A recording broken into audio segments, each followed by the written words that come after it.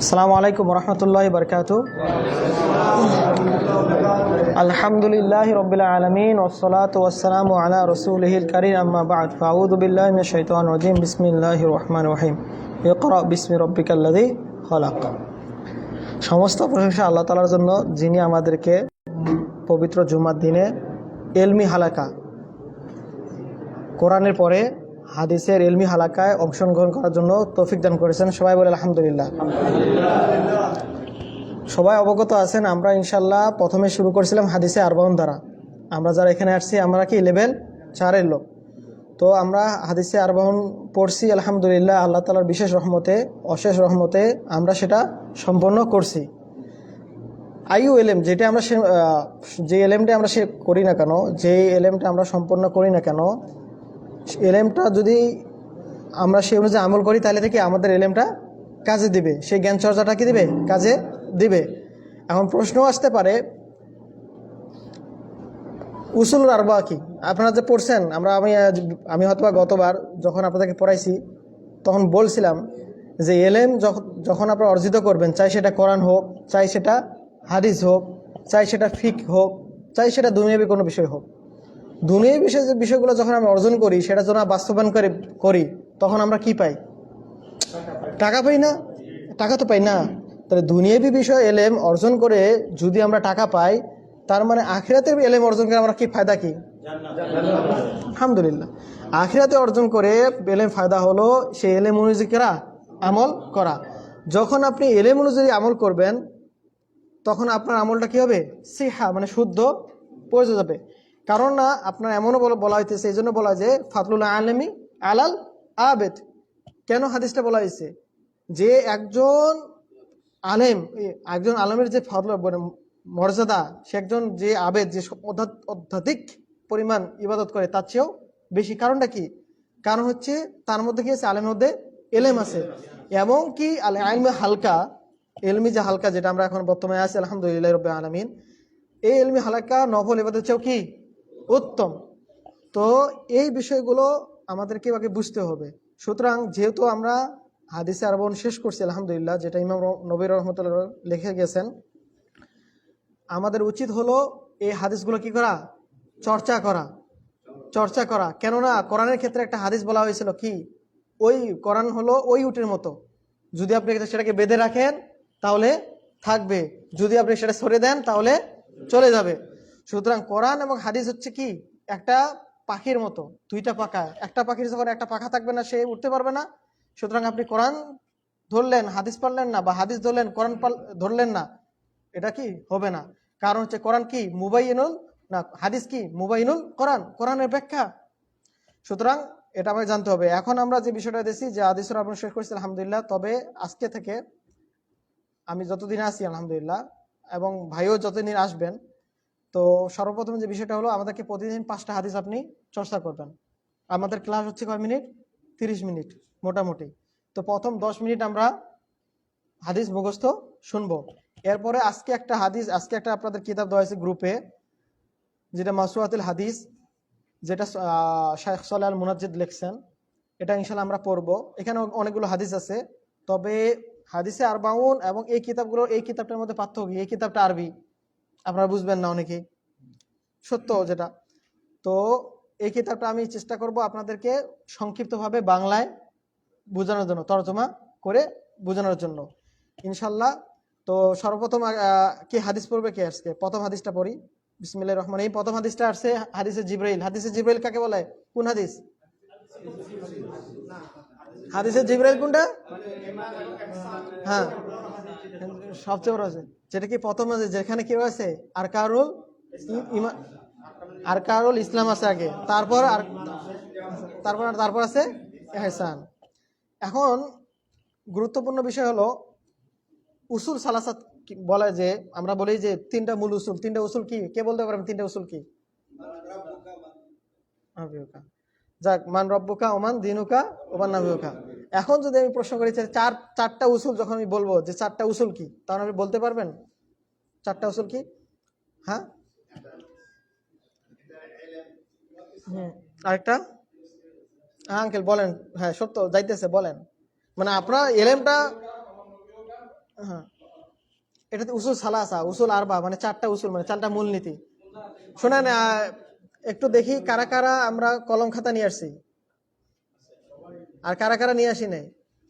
Uncle আমি হয়তো বা এখানে আগেও আসছি, আমি বলছিলাম আমার ক্লাসে আমি যতদিন ছাত্র ছিলাম আমার টিচাররাও আমাকে কখনো কলম আর খাতা ছাড়া ক্লাসে ঢুকতে দেয়নি।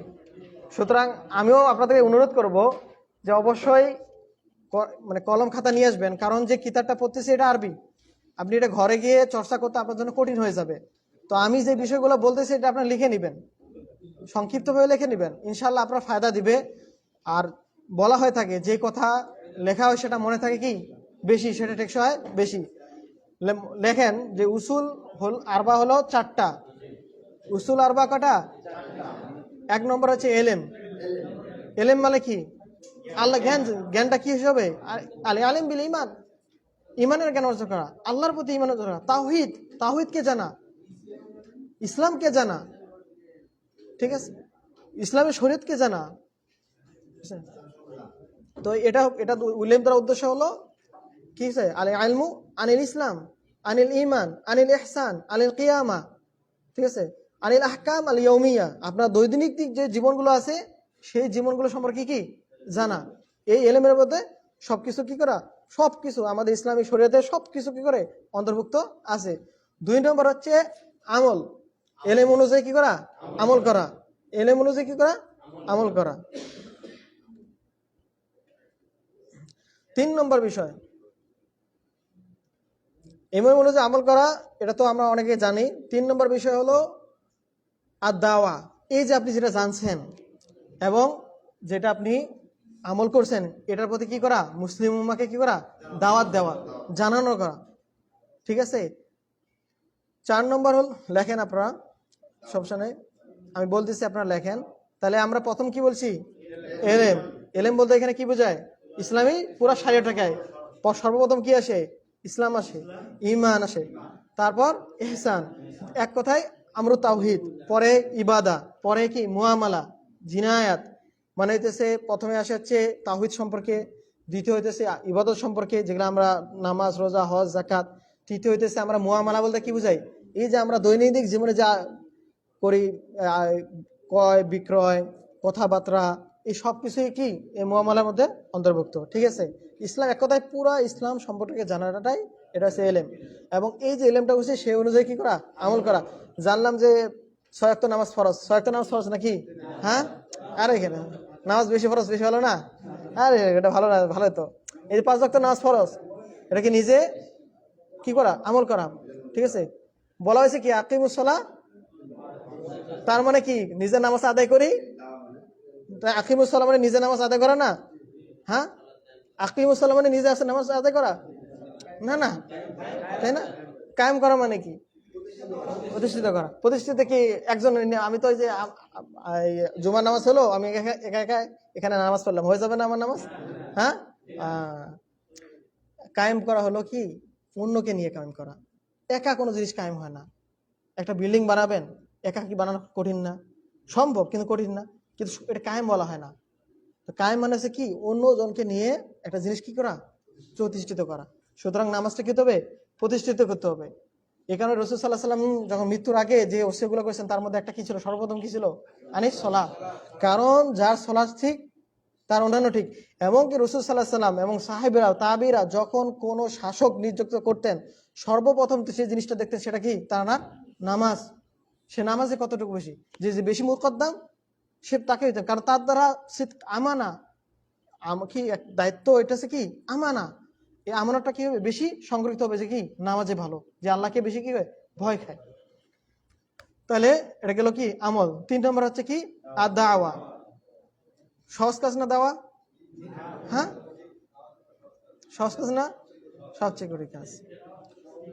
আর দাওয়াতের ক্ষেত্রে সবচেয়ে বেশি করে, ও আরেকটা বিষয় ভুলে গেলাম, আমলের ক্ষেত্রে কটা বেশি ধাতব্য, আমল কবুল হওয়ার জন্য কি কি শর্ত আছে, হ্যাঁ হ্যাঁ। তো এই বিষয়টা স্পষ্ট করি, মূলত দুইটা শর্ত আছে, দুইটা। আর আছে ইখলাসুল লিল্লাহ, ঠিক আছে, আর একমাত্র আল্লাহর জন্য ইবাদত হইতে হবে, অন্য কারোর জন্য হবে না, অর্থাৎ শিরিক থাকবে না, ঠিক আছে। 2 নম্বর আছে মুতাবাত রাসূল, রাসূল সাল্লাল্লাহু আলাইহি ওয়াসাল্লামের আনুগত্য, সুন্নাহ অনুযায়ী হইতে হবে। মান আমিলা আমিলান মান আমিলা আমালান, হাদিসটা কি, লাইসা ফি আমরিনা ফাহুয়া রাদ্দুন, ঠিক আছে। সুতরাং আমলটা অবশ্যই রাসূলের তরিকায় হতে হবে। এখন এটা হচ্ছে উসুল যতগুলো কিতাব রয়েছে, কিন্তু বর্তমান সময়ে অনেক সাহেব এই আলোচনাটা নিয়ে আসছেন সামনে, যে ইবাদত কবুল হওয়ার জন্য আরেকটা বিষয় হলো কি, রুজিটা কি হতে হবে, হালাল হয়ে যাবে। দেখেন আমরা এমন একটা যুগ পার করে গেছি যে ওই সময় এই আলোচনাটা ইবাদত কবুল করার সময়, ইবাদত কবুল হওয়ার শর্তাবলীর সময় এই আলোচনাটা কি আসতো না। কেন আসতো না? তারা উপার্জনের ক্ষেত্রটা এতটাই স্পষ্ট রাখছিলেন যে এই হারাম কি হালাল এই বিষয়টাই আসতো না আলোচনার সামনে। কিন্তু আমরা এমন একটা সময় বাস করি, বর্তমানে কাজের অভাব নেই। বাস্তবতা আছে কি, আপনারা বলতেন তো আমরা তো কাজে পেই না, তাহলে কাজের অভাব নেই মানে কাজের বাস্তবতা অভাব নেই, কিন্তু হালাল কাজের অভাব আছে। কিন্তু আপনাকে এই জন্য কি করতে হবে, কাজ করতে হবে, কাজটা অবশ্যই হালাল হতে হবে। এই কারণেই যে ইনকামটা করবেন সে ইনকামটা হালাল হতে হবে। যদি হালাল নয়, সব আমলগুলো হয়ে যাবে কি বৃথা হয়ে যাবে। যেমন একটা ঘটনা ঘটি, সুন্দর কথা। আমি এক হজ মৌসুমে হজ মৌসুমে ছিলাম, তো আমাকে একজন শায়েখ জিজ্ঞাসা করলো, মানে এক ভাই আর কি, যে শায়েখ আমি 12 লাখ টাকা ঘুষ নিছি, তো আমি 6 লাখ টাকা দিয়ে হজ করতে আসছি, তো 6 লাখ টাকার যে বাকিটা আছে, তো এটা কি হতে পারে। আমি বললাম, আমি উত্তর খুব সহজে দিছিলাম যে আপনি যে উত্তরটা দিচ্ছেন আপনার দৃষ্টিতে কি মনে হয়, হবে কি হবে না? এটা তো না হওয়ারই কথা। তাহলে আমারও না হওয়ারই কথা, ঠিক আছে, আমার দৃষ্টিকোণ থেকেও। তো বিষয়গুলো এটা আর কি উদাহরণ দিলাম, যে কোনো ইবাদতের ক্ষেত্রে অবশ্যই যে ইনকামটা আসে সেটা কি হতে হবে, হালাল হতে হবে। গেল 3 নম্বর হচ্ছে কি দাওয়া। আসলে দেখেন দাওয়ার ক্ষেত্রে বিধান কি, উসুল কি, মনে রাখেন একটা আয়াত, কু আনফুসাকুম ওয়া আহলিকুম নার। আগে দেশ না, রাসূল সাল্লাল্লাহু আলাইহি ওয়াসাল্লাম আগে দেশের দাওয়াত দেয় নাই। রাসূল সাল্লাল্লাহু আলাইহি ওয়াসাল্লাম আগে দাওয়াত নাফসি, নিজেকে, পরে কে আহলকে দিয়েছেন। কে হয়েছেন? খাদিজা রাহিমাল্লাহ। খাদিজা রাহিমাল্লাহকে রাসূল সাল্লাল্লাহু আলাইহি ওয়াসাল্লাম পরে সর্বপ্রথম ইসলাম গ্রহণ করেন কে? খাদিজা, আল্লাহ রাসূলের স্ত্রী খাদিজা রাহিমাল্লাহ। তো দাওয়াতটা আকরিবা থেকে শুরু করতে হবে। সর্বপ্রথম আপনি নিজেকে দাওয়াত দিবেন, এরপরে আপনার দাওয়াতকে আপনার পরিবার, ঠিক আছে।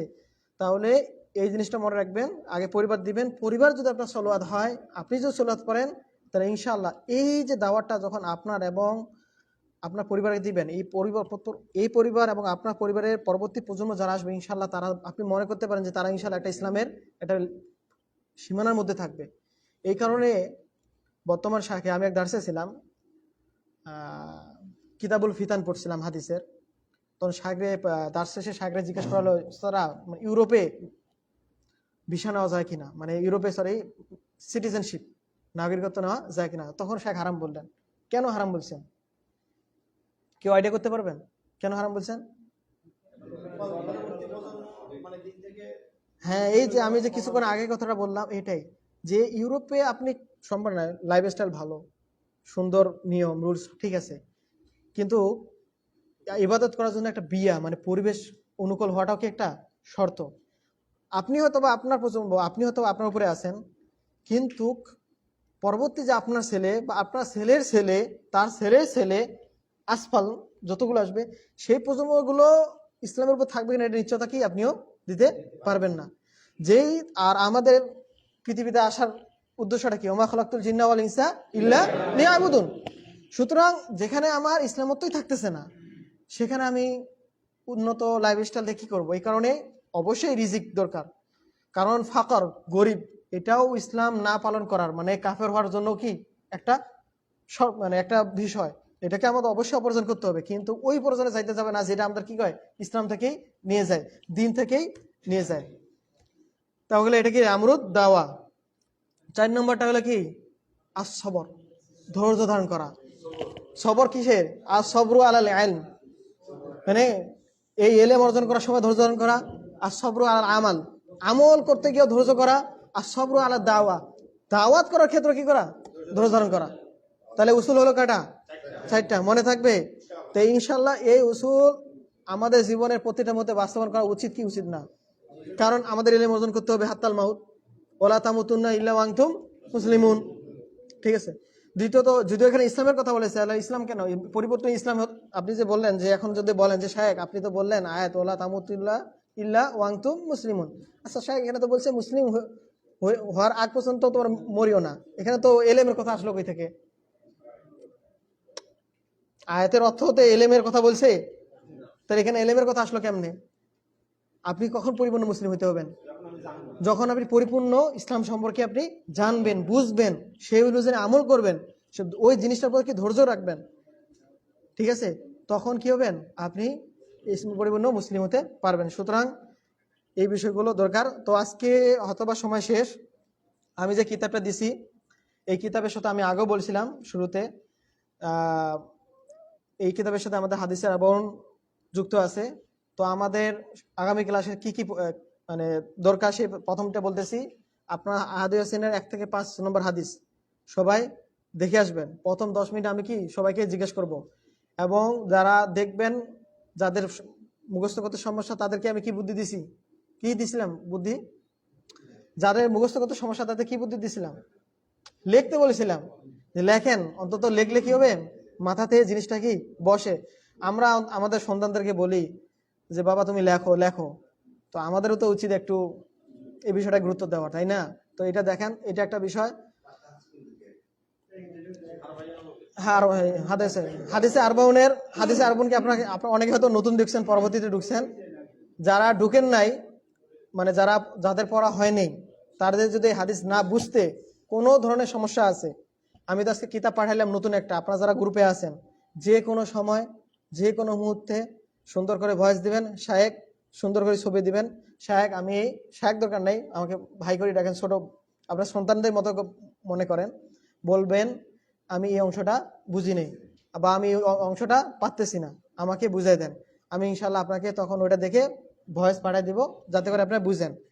যেহেতু আমাদের ক্লাসের কি সময় কম, সেহেতু আপনারা আমাকেও মেসেজ দেন, আমি ইনশাল্লাহ বিরক্ত হব না।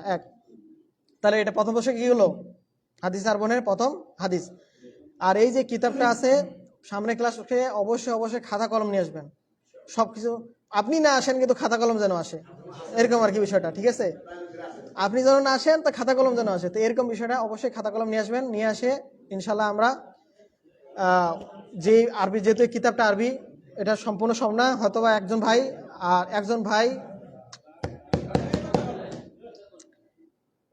একজন ভাই পড়বে, আমি সেটা অনুযায়ী সংক্ষিপ্ত আলোচনা করে দিব, যেহেতু কিতাবটা আরবি, সংক্ষিপ্তভাবে, ঠিক আছে? আর এটা হবে ইনশাল্লাহ আমাদের আগামীকালের ইনশাআল্লাহ। আপনারা যদি যারা পারেন, অনেকে আমি দেখছি যারা আরবি আলুগাতুল আরবিয়া লিগয়রে নাতিকিন বিহা, এটা পড়ছি না আমরা, অনেকেই পড়ছি না, তো পড়াটা কাজে লাগাবেন কোথায়? একটু হাদিসে কাজে লাগাই, একটু দেখি। আরেকটা জিনিস মনে রাখেন আঙ্কেল, যেটা আমি সবসময় বলি, এমনকি নিচেও বলে আসছি, সপ্তাহে একদিন যথেষ্ট না, এটা আপনিও জানেন আমিও বুঝি। তাহলে আমাদের কি করতে হবে? পড়তে হবে। আমি বলতেছি আফদলুল আমাল আল মুদাওয়ামা, সবচেয়ে ভালো আমল কি? মুদা মানে চলমান থাকা। ওয়াইন কল্লা, যদি সেটা হয় কি সংক্ষিপ্ত হয়, কম হয়। আপনি এই হাদিসটা পড়েন, প্রত্যেকদিন একটা লাইন পড়েন, একটা লাইন সমস্যা, বই আপনার সামনে নাই, বর্তমান মোবাইল অনেক অ্যাডভান্স, মোবাইলে ডাউনলোড করেন বইটা হাদিসুল আরবাউন, ওখান থেকে একটা লাইন পড়েন, একটা লাইন না পড়েন তো অর্ধেক লাইন পড়েন, কিন্তু পড়া বাদ দেন না। যেই দিন আপনি পড়া বাদ দিবেন, এই একদিনে পড়া বাদটা আপনাকে 5 দিন নিয়ে যাবে, 2 দিন 3 দিন 4 দিন 5, এটা বাড়বে। সুতরাং এই বিষয়টা করেন না। আরেকটা বিষয় আপনারা খেয়াল করেন, শেখ সলেমে ওসাইমিন বলছেন যে ইলমের ক্ষেত্রে সবচেয়ে বেশি জিনিসটা দরকার জুহুদ, কষ্ট। এটা আপনাকে কি হবে? জুহুদটা থাকতে হবে। আজকে মানে সপ্তাহে শুক্রবার আমি চেষ্টা করলাম, বাকি দিন খেয়াল রাখলাম না, এটা হবে না, ঠিক আছে? আর আরেকটা বিষয় যেটা বর্তমানে আর কি, আমাদের শেখ সলেম উসাইমি, আপনি চিনেন সলেমের উসাইমিনে? চিনেন না? এলা হাদিস ক্লাস করেন, শেখ সলেমিন উসাইমিনে চিনেন না? এখানে শেখ সলেমিন উসাইমিন মানে 19শো শতাব্দীর দিকে একজন বড় আলেম ছিলেন সৌদি আরবের, ওই সময়টাতে সবচেয়ে বড় আলেম ছিলেন, ঠিক আছে? তো এই যে আমরা যে ইসলাম কোরআন শিখতেছি, ফায়দা নাই, ডাইরেক্ট দুনিয়াবি কথা মানে তাদের দৃষ্টিকোণ থেকে, আমরা আগে দুনিয়াবী দৃষ্টিকোণ থেকে বাস্তবতার দিকে যাই, ফায়দা নাই। যদি আমরা এই অনুযায়ী আমল করি, মানুষ কবে, এই অনুযায়ী যদি আমাদের ফ্যামিলি চলে, মানুষ কবে, এ তো যে মানে কারোর সাথে মিশে না। কারণ আপনি যখন কোরআন হাদিস চর্চা করবেন, সেই অনুযায়ী নিজেকে আমল করবেন, সেই অনুযায়ী আপনার পরিবার চালাবেন, তখন আপনার সমাজ বলবে এই তো হচ্ছে মানে কণ্ঠশ্বাস, কারোর সাথে কারো কোনো খোঁজ খবর নাই, মানে অনেক তো একাকিত্ব ভাবটা চলে আসবে। কারণ কি, আপনি ইসলাম পালন করতেছেন, এই কারণে আপনাকে সবাই একটু অন্য চোখে দেখবে, এ কারোর সাথে মিশে না, ওরা পর্দা করে, বাড়িতে ঢুকতে দেয় না পর্দার কারণে। এই যে এই বিষয়গুলো আসতেছে, শুনেন, এই যে একাকিত্ব যে বিষয়টা আছে না, এটা আপনি হয়তো কিছুদিনের জন্য ফেস করবেন, কিন্তু এরপরে আপনার দুনিয়াতে থাকা অবস্থায় এরপরে যে শান্তিটা আসবে অন্তরের মধ্যে, বাস্তবতায়, এবং আখিরাত যেটা আপনি পাবেন, যেটার কি নাই কোনো কোনো সীমা নাই, সীমা নাই। সুতরাং এই কোরআন হাদিস চর্চা করার ক্ষেত্রে কেউ যদি একাকিত্ব ভাব পোষণ করে যে এটা শিখে কি হবে, কি ফায়দা আছে, তাহলে এটা ভুল। এই কারণ কি দেখেন, ইমাম নববীর কিতাব তো পড়ছেন, হাদিসে আরবন ইমাম নবীর রহিমাল্লাহ, ইমাম নবীর আল্লাহ কি বলছেন দেখেন, এক লাইনে একটা কথা খুব গুরুত্বপূর্ণ। যে ব্যক্তি এই যে এই কোরআন হাদিস এলেম কি বলা হয় কি, আল ওলামা ওয়ারাসাতুল আনবিয়া, আনবিয়াদের ওয়ারিস। যেই ব্যক্তি সুযোগ পাইলো আনবিয়াদের ওয়ারিস হওয়ার, সেটা আবার কি হয়ে গেল, পরবর্তীতে সুযোগ পায় সেটা কি হয়ে যায়, ফাউদ হয়ে গেল। ফৌদ মানে কি, সুযোগ মানে সে আমল নিল না, সুযোগটা চলে গেল, অনুযায়ী আমল করলো না। এর চেয়ে বড় নিয়ামত এই পৃথিবীতে আর হাত ছাড়ার মতো কিছু নাই। সুতরাং পড়েন, বুঝেন, লেখাপড়া করেন। দেখেন আমরা অনেকে এখানে কাজ করতে আসছি, বা অনেকে এখানে আসি, অনেকে যে ঘুমাইতেছে এখানে নাই, আল্লাহ আমাদেরকে এখানে রাখছেন, এটা বড় নিয়ামত। সুতরাং এই সময়টা আমরা কি করি, কাজে লাগাই। তাহলে আজকে ইনশাল্লাহ এতটুকুই। তাহলে আগামী ক্লাসে ইনশাল্লাহ আমাদের আলোচনা হবে, যেহেতু অনেক লম্বা টাইম, গত সপ্তাহে কেউ ছিল না, গত সপ্তাহে কেউ দাস দিছে, কেউ দাস দেয় না। ইনশাল্লাহ আগামীকাল থেকে অনেক সুন্দর দাস হবে, আর খুবই দ্রুত আসবেন, আর লেট হবে না, লেটের কোনো বিষয় থাকবে না ইনশাল্লাহ। ঠিক আছে, আসসালামু আলাইকুম ওয়া রাহমাতুল্লাহি ওয়া বারাকাতুহু। আল্লাহ তাআলা আমরা